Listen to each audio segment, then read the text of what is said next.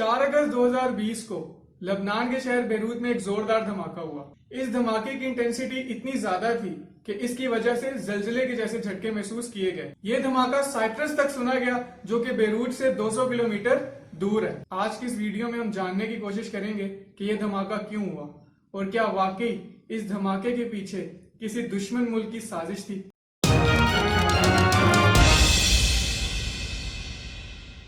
चार अगस्त 2020 को बेरूत सी पोर्ट की एक बिल्डिंग में आग लगी। ये आग कैसे लगी, अभी तक इसके बारे में कोई ऑफिशियल स्टेटमेंट नहीं आई, लेकिन बेरूत सी पोर्ट के जनरल मैनेजर हसन कुरेतम के मुताबिक वेयर हाउस के दरवाजे पर वेल्डिंग का काम हो रहा था, जिसकी वजह से आग लगी। इस गोदाम में पटाखे रखे गए थे और पटाखों ने आग पकड़ ली। पहले तो गोदाम में धुएं के बादल निकले और अचानक से इस गोदाम के करीब एक बिल्डिंग में जोरदार धमाका हुआ। यह धमाका इतना जोरदार था कि इसकी वजह से 3.5 रेक्टर स्केल का जलजला भी महसूस किया गया। इस धमाके से कई दूर के घरों की खिड़कियां और दरवाजे तक टूट गए और पूरे बेरूत में ऐसा कोई घर नहीं था जिसकी खिड़की ना टूटी हो। बेरूत के गवर्नर के मुताबिक इस ब्लास्ट की वजह से 3 लाख के करीब लोग बेघर हो चुके हैं और बेरूत शहर को तकरीबन 10 से 15 बिलियन डॉलर्स का नुकसान भी हो चुका है। आप बेरूत के लोगों की हालत का अंदाजा इस बात से लगा लें कि इस ब्लास्ट की वजह से हॉस्पिटल्स को भी नुकसान पहुंचा और जब जख्मी लोग अपना इलाज कराने हॉस्पिटल्स गए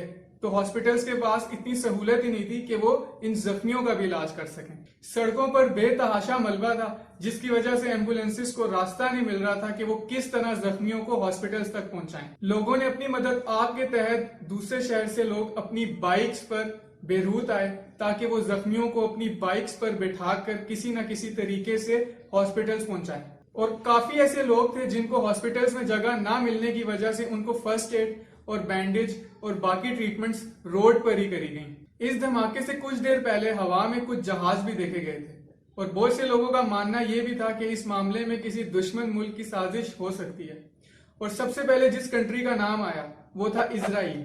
अब इजराइल पर शक करने की वजह यह थी कि पिछले कुछ दिनों से इजराइल और हिजबुल्लाह के दरमियान झड़पें हो रही थी और 22 जुलाई को इजराइल ने सीरिया पर एक एयर स्ट्राइक की थी, जिसकी वजह से हिजबुल्लाह का एक कमांडर भी मारा गया था। इस वाकये के बाद इजराइल और लबनान के दरमियान ताल्लुकात काफी खराब थे और इसी के चलते कुछ लोगों को लगता था कि शायद इस ब्लास्ट में इजराइल का भी हाथ हो सकता है। लेकिन अब यह बात क्लियर हो चुकी है कि इस पूरे मामले में इजराइल का कोई रोल नहीं था।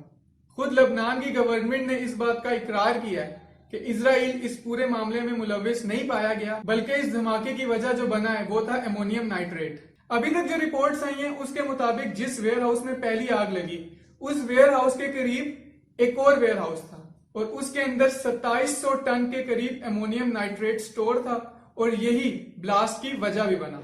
अमोनियम नाइट्रेट इस्तेमाल होता है फर्टिलाइजर्स में और साथ ही साथ बॉम्ब्स बनाने में।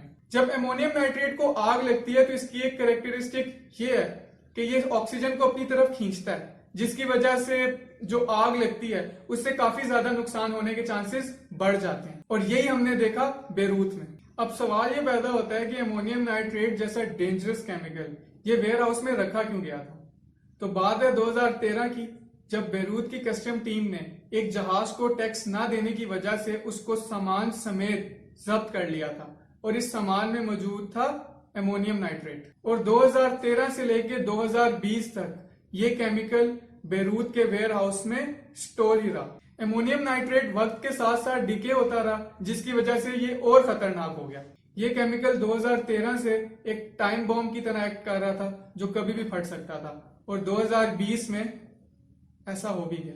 बेरूत सी पोर्ट के जनरल मैनेजर हसन कुरेतम के मुताबिक उन्होंने गवर्नमेंट और जुडिशरी को कई बार खत लिखा और इस खतरनाक केमिकल्स के नुकसानात के बारे में भी बताया, लेकिन गवर्नमेंट और जुडिशरी दोनों ने उनके खतों को इग्नोर किया। इस ब्लास्ट के बाद काफी अरब कंट्रीज ने लबनान को इमदाद भेजी है और साथ ही साथ ऐसे कंट्रीज जिनका लबनान के साथ इतने अच्छे ताल्लुकात नहीं रहे, जैसा कि फ्रांस, ब्रिटेन, अमेरिका और इजराइल, उन्होंने भी इमदाद की पेशकश की है। काफी प्रोग्राम्स जैसा कि रेड क्रेसेंट और डॉक्टर्स विदाउट बॉर्डर्स, इस तरह के प्रोग्राम शुरू किए गए हैं ताकि लबनान के लोगों की हेल्प की जा सके। लबनान को इंफ्रास्ट्रक्चरल नुकसान तो हुआ ही हुआ है, लेकिन साथ ही साथ जो नुकसान हुआ है और जो क्राइसिस लबनान देख रहा है वो है फूड क्राइसिस। जो इस ब्लास्ट का ग्राउंड जीरो था यानी कि बेरूत सी पोर्ट, वहां लबनान का तकरीबन 75% अनाज सेफ था। धमाके के बाद ये अनाज भी जाया हो चुका है और अब लबनान को अपने लोगों को पेट भर के खाना देने के लिए भी दूसरों की मदद की जरूरत है। पाकिस्तान ने भी मेडिकल सप्लाईज, दवाइयां और अनाज लबनान को इमदाद के तौर पे भेजा है और साथ ही साथ इंटरनेशनल कम्युनिटी से लबनान के प्रेसिडेंट और प्राइम मिनिस्टर ने अपील भी की है कि वो लबनान की इस मुश्किल हालत में हेल्प करें। बेरूत के बारे में कहा जाता है कि 5000 साल पुराना ये शहर 7 दफा मुकम्मल तौर पर तबाह हुआ और वापस अपने पैरों पर खड़ा हुआ। इस बार भी यही उम्मीद की जा सकती है कि बेरूत जल्द अज जल्द अपने इस ट्रॉमा से निकले और वहां नॉर्मल लाइफ वापस शुरू हो जाए। अगर आप और इन्फॉर्मेशनल और एजुकेशनल वीडियोस देखना चाहते हैं तो मेरे चैनल को सब्सक्राइब करें। अगली वीडियो में मैं आपसे बात करूंगा इंडियन एजुकेशनल रिफॉर्म्स के बारे में, तो मिलते हैं उसी वीडियो में। बहुत बहुत शुक्रिया।